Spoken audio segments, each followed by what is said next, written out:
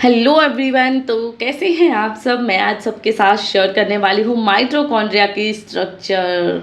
Okay, function अलग class में share करूँगी, आज सिर्फ स्ट्रक्चर करती हूँ क्योंकि अगर एक साथ बहुत कुछ शेयर करूँगी तो आप कंफ्यूज हो जाओगे।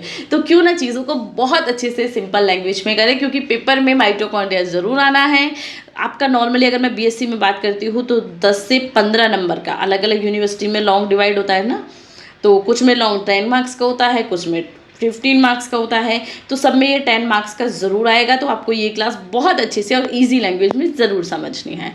तो देखिए माइटोकॉन्ड्रिया की स्ट्रक्चर। माइटोकॉन्ड्रिया पूर्ण विकसित लाल रक्त कणिकाओं के अतिरिक्त अन्य समस्त यूकैरियोटिक कोशिकाओं में मिलता है। यानी कि ये आपका रेड सेल्स में ना मिलके यूकैरियोटिक सेल्स में मिलता है, और इसे कोशिका का ऊर्जा घर यानी कि पावर हाउस भी बोलते हैं, क्योंकि ये एनर्जी जनरेट करता है।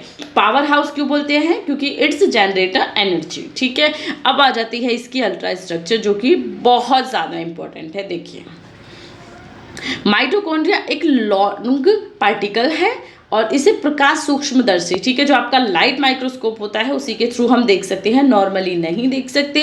इलेक्ट्रॉन सूक्ष्मदर्शी द्वारा किए गए अध्ययन के आधार पर इसमें 2 झिल्लियां एवं 2 कक्ष होते हैं।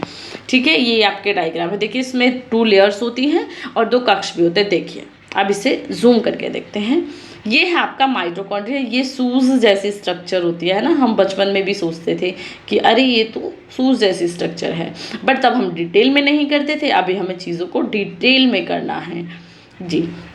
ये स्ट्रक्चर है, देखिए ये है इसकी आउटर मेम्ब्रेन, ये जो अंदर की लेयर है दैट इज इनर मेम्ब्रेन, ये जो इसमें फ्लूइड भरा हुआ है दैट इज मैट्रिक्स, एंड ये जो यहाँ पे कक्ष हम इन्हें बोल सकते हैं, ये जो लेयर बाय कटिंग है दैट इज क्रिस्टेट। एंड जो नेक्स्ट है आपका जो दोनों झिल्लियों के बीच, दोनों मेम्ब्रेन के बीच का जो स्पेस है that is inter membrane space. Clear. अब इसकी अगर हम ये है आपकी लाइट सूक्ष्मदर्शी से, और अगर हम इलेक्ट्रॉन सूक्ष्मदर्शी के थ्रू बात करते हैं तो देखिए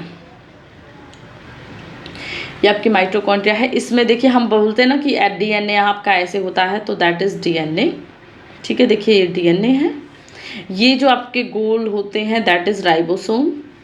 ठीक है, ये सेम यहाँ पे क्रिस्टेट थे, जो इसके बीच का स्पेस है, ये जो आपकी लेयर कटिंग है दैट इज क्रिस्टेट।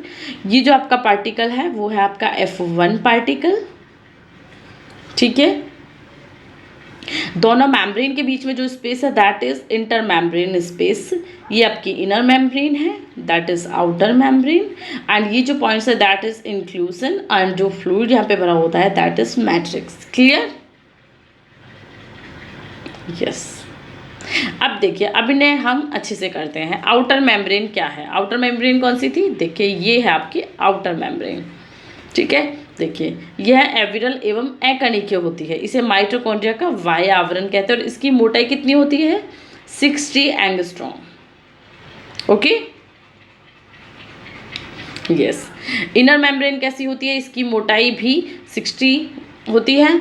ठीक है, 60 एंगस्ट्रॉम, एंड ये आपकी देखिए आउटर लेयर के अंदर ही होती है, ये चीज़ क्लियर है। देन इस झिल्ली में अनेकों उंगलियों के सदृश उभार या प्रवर्धन होते हैं, है ना, उंगलियों जैसे क्रिस्ट होते हैं। देन जिन्हें माइटोकॉन्ड्रिया क्रिस्टी भी बोलते हैं। ठीक है, साधारण क्रिस्टी का विन्यास जो है वो समानांतर होता है, यानी कि ऐसे होते हैं ये क्रिस्टी, परंतु यह लंबवत, किसी में ऐसे भी हो सकता है, किसी में जालेनुमा भी हो सकता है। और क्रिस्टी के द्वारा आंतरिक झिल्ली का जो सतह का क्षेत्रफल है वो बढ़ जाता है ना, यानी कि वो ज़्यादा बड़ी हो जाती है जब इस पे ऐसे लगे रहेंगे, कहीं गोल लगे हैं, कहीं समानांतर लगे हैं, कहीं जालेनुमा लगे हैं।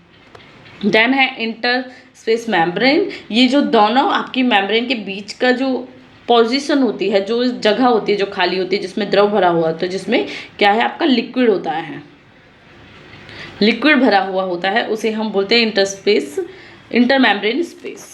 देन है आपका इनर और मैट्रिक्स स्पेस, जिसे भीतरी या आधारक कक्ष हम हिंदी में बोलते हैं, आप इंग्लिश में लिखेगा थोड़ा क्लियर रहेगा।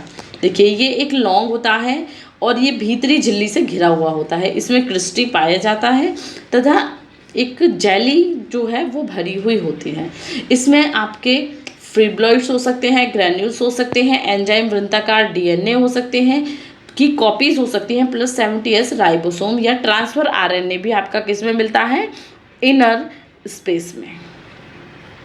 ठीक है, या अब यहाँ पे F1 कण है ना, ये बताया था ना मैंने, F1 पार्टिकल है ये देखिए, ठीक है जी। F1 पार्टिकल क्या होता है, क्रिस्टी की झिल्ली के आधार की ओर 90 डिग्री व्यास, आप देख सकते हो ना 90 डिग्री व्यास। और सर्वप्रथम इसे किसने दिया था, ये नोट डाउन कर लीजिएगा। फर्नेंड्स ने 1962 में इन्हें देखा था। और इन कणों में एक आधार स्तंभ होता है और दो कणों के मध्य की जो यहाँ पे डिस्टेंस होती है दैट इज 100 एंगस्ट्रॉम। क्लियर, ये करने की ज़रूरत नहीं है, फंक्शन मैं अदर क्लास में शेयर करूँगी। ये आपका क्रिस्टी का एक डायग्राम है। कभी कभी क्या होता है कि शॉर्ट में आपसे क्रिस्टी, आप क्रिस्टा, क्रिस्टी कुछ भी नाम आ सकता है, ठीक है। शॉर्ट में पूछा जाता है कि explain the diagram Crysta of Crysta, तो आपको क्या करना है, इस डायग्राम को याद रखना है। देखिए कुछ भी नहीं है इस डायग्राम में, ओके, या बस थोड़ा सा नेम याद कर लीजिएगा। ओके, हो गया। सिर्फ ऐसे सिंपल वे में बना के डायग्राम को नोट डाउन कर लीजिएगा। ये इनर मेम्ब्रेन है, ये F1 पार्टिकल, ये क्रिस्टा हो गया, ये रेस्पिरेटरी चेन सिस्टम हो गया, ये लिपिड हो गया, ये प्रोटीन लेयर है, ठीक है।